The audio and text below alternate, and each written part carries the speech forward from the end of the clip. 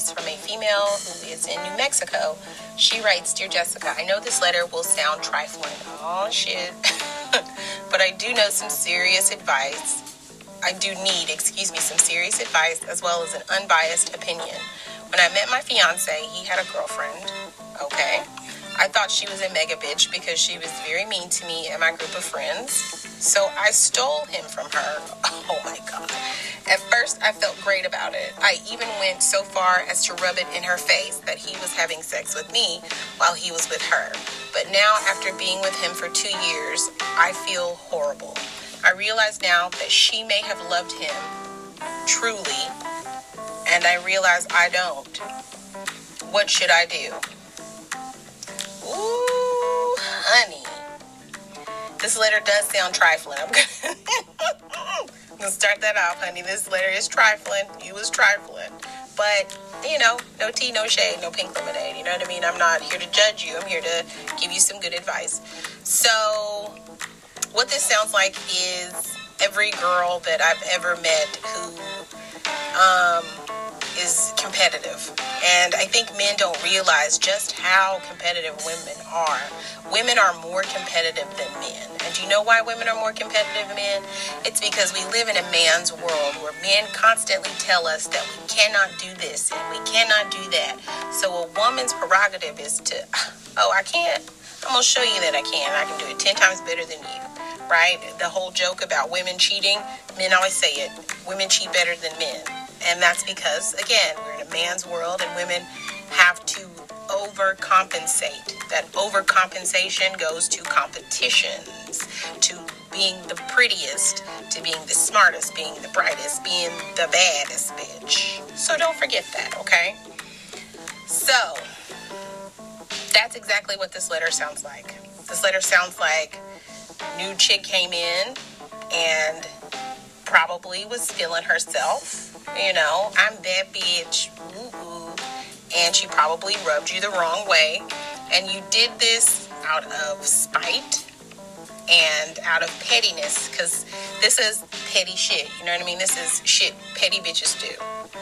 Girl, I don't even like that nigga, but I'm going to take him anyway just to prove a point. And I know you don't want to admit it, but we're 2 years in, and if we're really going to get this fixed up, you got to admit it. You need to admit that you was petty as hell, and that you were a mean girl.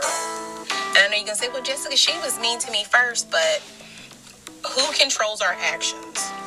We control our actions.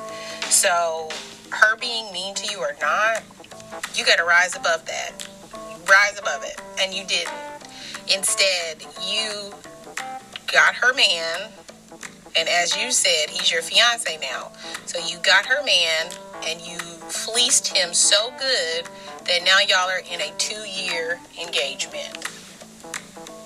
And I bet that y'all have probably argued the whole way, or you have had to manipulate him the whole way.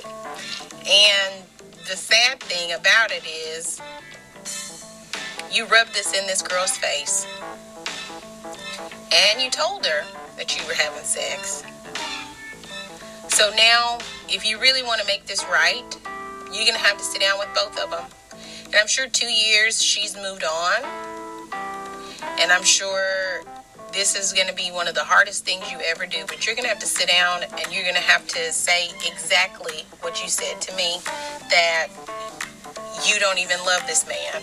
That this was all based on you being immature and petty, and you need to ask for forgiveness, and you need to truly, genuinely mean it, because if you don't mean it, you don't mean it. And I want to say 365 days times 2, so that's over 700 days that you could have told this man the truth, because I'm pretty sure you didn't tell him that you was doing this just to spite his girlfriend. I'm pretty sure you probably said some horrible things to sway him to leave her for you. And you're going to have to sit in that. And you're going to have to really, really think about all the bullshit you pulled to get him. And you're going to have to come clean to him. And you have to say, babe, I think we need to call this wedding off because I'm not in love with you.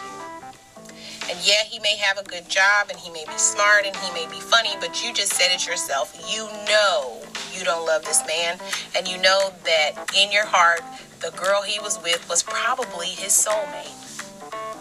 And from what I'm getting, you feel bad, probably because he's probably talked about her with those puppy dog eyes. And it probably made you feel like, damn, I'm not even going to do the same shit she was doing for him.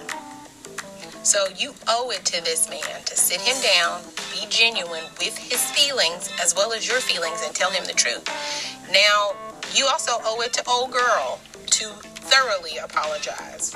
Now, does that mean you need to do it in person? I wouldn't, because old girl is probably going to want to whoop your ass.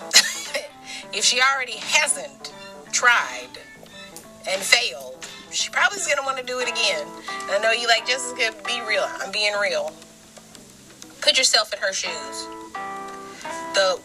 A possible person that you could have married, had children with, and lived a happily ever after was taken over a petty bitch because she wanted to prove that she could get your man. You would want to whoop her, right? So I would say you need to find this female. You need to write her a letter first and let her know that you were petty, you were immature, and you need to tell her why. Because this is the thing. When women especially say, girl, she was a bitch to me, that was your perception. What if she wasn't a bitch? What if she's just one of those girls who don't talk to other people unless she knows them, which I'm like that. What if she's one of those girls who doesn't smile unless she's being smiled at? I'm one of those girls. You know what I'm saying? So that's the thing with perception. What if she wasn't a bitch? What if she just saw new girls who she wasn't sure were going to be cool to her? And I'm going to say, me personally, I've had that happen. I've had girlfriends or friend girls who I thought were super cool, and next thing I know, they're not. And I think a lot of females have had that, where you thought a group of girls were your friends and they weren't. So now that you're in a new environment, you're very guarded because you don't know what it is, and it can come off as you being a bitch. So I want you to think about that. What if she wasn't being a bitch? What if that's just your perception at the time? So you need to let her know that. I thought you were a bitch, but after careful consideration, after careful thoughtfulness, I realized that it was me who was being the bitch. And I pulled a get one on her before she gets one on me because I was immature and I was petty at the time. And I'm asking for your forgiveness because now, after 2 years, I realize that this man loves you and you probably truly loved him. And I need to step aside and I need to ask for your forgiveness. And if you guys can work through that and she wants to meet you in person so you can apologize in person, do that. But don't be dumb about it. Bring a homegirl, and not that one homegirl who always poppy off. Don't bring Miss Poppy or Miss Aggie. Bring the level-headed homegirl with you who can help you do this the right way. Because this is the thing. You reap what you sow. And now you have reaped what you sow. Competition, competitive edge, it does not reap any other benefits than winning by any means necessary.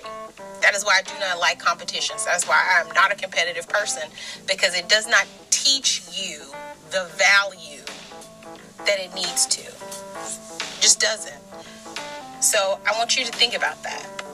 But for this to work the way that you want, you're going to have to do a lot of soul searching, and you're going to have to ask for a lot of forgiveness from both parties. And if you can, you may want to play matchmaker. You could even go that far. But I don't know. You've done a lot of damage here. You've done 2 years worth of damage.